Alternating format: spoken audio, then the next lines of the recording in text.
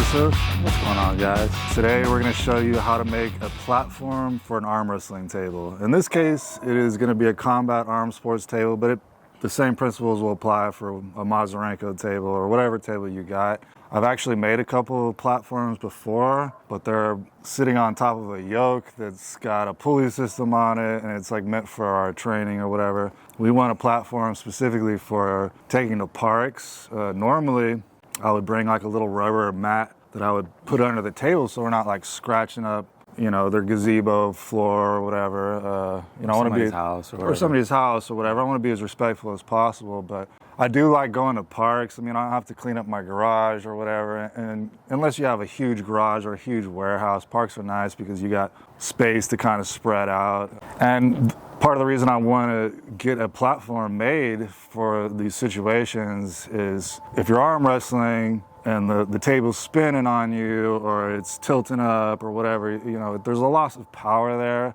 And that's just, you know, I want to practice as closely as I can to how I play. And in a tournament, the tables are bolted down, they're rock solid, they're not going anywhere. And if you haven't already, you're probably going to come across somebody that's literally going to try to pull you over the table if they think you're going to pin them, okay? Absolutely. It's happened to me, it'll piss you off. So this will kind of prevent that also. So yeah, hopefully you learn something from this and we don't goof up this process too much. I'm not a carpenter, we're not carpenters or anything like that. So, but I have done a lot of DIY stuff. So we're going to go ahead and get to it, and I appreciate you watching. Yep.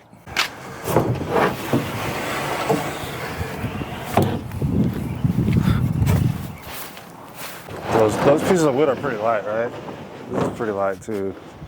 It will be cut short. Kind of, what is this? I think it's pine, which is kind of a soft wood, but it's also Seems a little bit kind flexible. of an exterior and a little bit prettier. You might want to paint it like a clear coat type thing.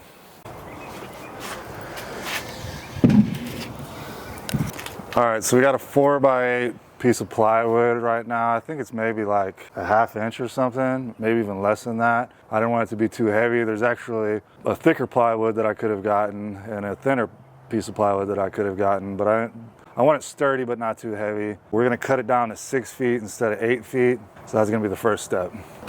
All right, what end do we want to cut off? This end. This end? All right, the first thing you're gonna want to do is measure 6 feet on either side and then make a mark, and then you're gonna want to draw a line connecting those two marks.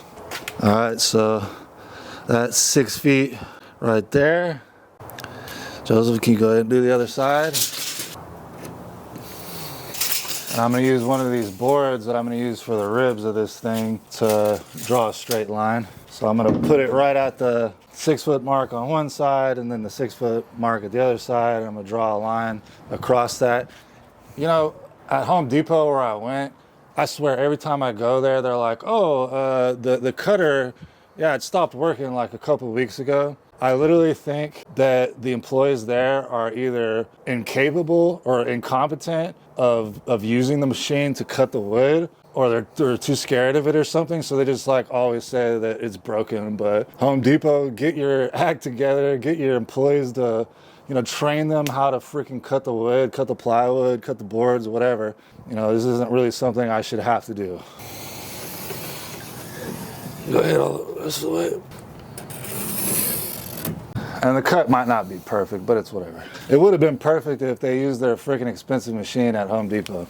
And I've had the circular saw forever, and we've never changed the blade on it, so it's like super dull and like does not cut very well. But we'll try our best.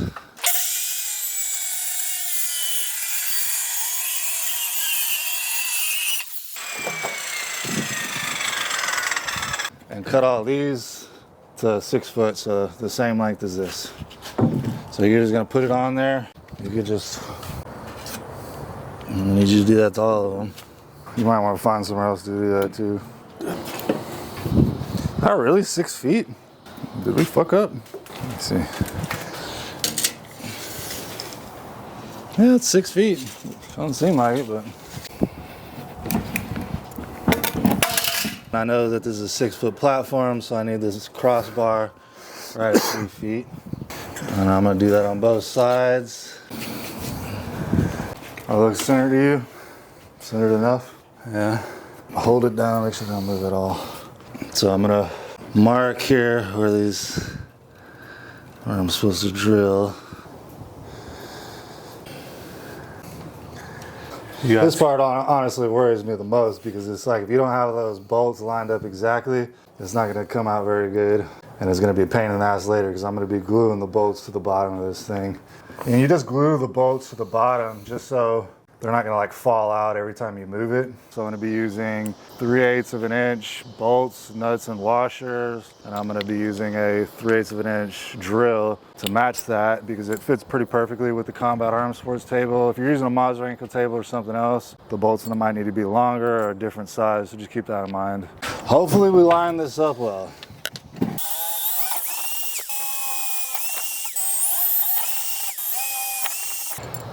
All right, so I gotta kind of glue this so it sticks to the bottom of this thing. So I'm gonna do a little bit of glue. Are you paying attention, Joseph? Because you're gonna have to do this. Right. So we got some underneath it. I have some on top of the washer. Okay, be generous with this. That's gonna go like that. I'm gonna go ahead and bolt it onto the bottom. Well, for now, that's gonna. You could probably even add some extra. Okay. Be careful and flip it on there. Go for it. You can even add some. I'll try to do a quick flip. All right, well at this point, I think we're gonna have to wait for the glue to dry before we rib it. I'll do that tomorrow. It's gonna be a nice platform. Should be a nice platform, so I mean, anyways, it should be pretty nice. We'll finish it up tomorrow, and I'll see you then. All right, it's the next day. We're gonna go ahead and knock this out before we have to go to work. All we have to do is rib it, and hopefully the table lines up with the bolts that I drilled into it yesterday, because that would be kind of devastating if it's just a little bit off. You know, if I screwed one maybe a tiny bit, you know, this way and a tiny bit this way in the other corner, it's not gonna fit. And it's a pretty tight fit, the bolts. So hopefully everything works out and it'll be a success. And good morning, arm wrestlers. Hope you are doing good. Move that table somewhere else. Yeah, let me go on here. So let's do this together. You go on your side. Let's just do this board first. The outside ones will be easy to figure out where to screw, so it'll be the inside ones that'll be a little bit more difficult. All right, so just kind of like maybe put a little bit of pressure on it for now.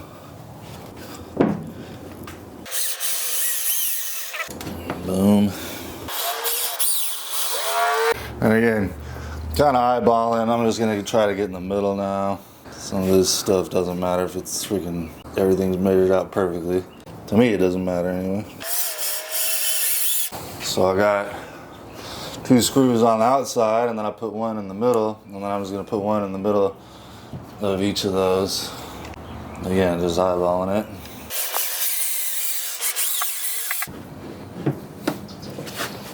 Rinse and repeat on this side. Do the ends, do the middle of the middles.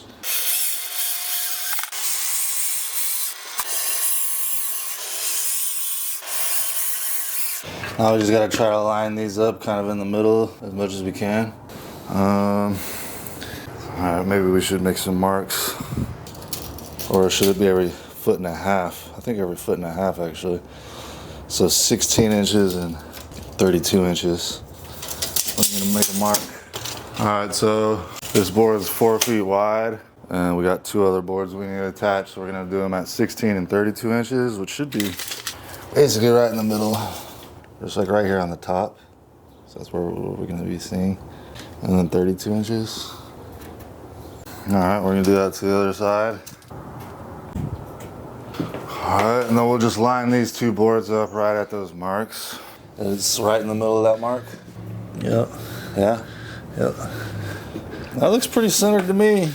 So this was also a little bit complicating to me to how I'm gonna see to screw those inside boards. But what I'm gonna do is once I screw in the ends, because I can see here where we've made these marks. I can see the screw right there. But how am I gonna know, where to screw the rest of the way? Well, I'm gonna put down a tape measure from here all the way to the other side, just like a little to the left of this black mark, and then I'll just screw down the length of the tape measure, so I should be spot on. But that was a little problem that I encountered when I was thinking about how I need to be doing this. In total, the cost of this platform was $72. The only thing we didn't buy were the screws. So, but everything else, that's how much it cost. I could have bought a more expensive. Or we could get paint still. Yeah, we might end up painting it, which will, it'll cost a little bit more to paint it. I want this to the left of this black line.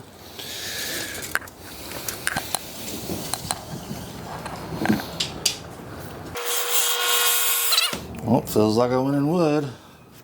It worked. Success. Is that pretty smart, Joseph? That's good. I know Joseph was wondering how we were going to do this too. Oh, they all went in wood. That worked. Good. All right, just do the same thing on the other one. Start with the wood first. Are you right in the middle? Yeah. And these ribs are taking any bow out of this piece of plywood too, making it real flat, which is nice. Well, I hope these bolts line up with the table. All right, well, the camera cut out, but we got everything screwed in. It looks good. We're really gonna good. Now the time is really what I've been worried about, and we're gonna test to see if the table fits on the bolts that I drilled into the table. So here goes nothing. All right, so a little bit of an update on the table. It bothered me that the bolts weren't fitting perfectly, so I ended up taking the pegs off of the table, flipping the table on its head, putting the platform on top. These bolts were on there good and evenly.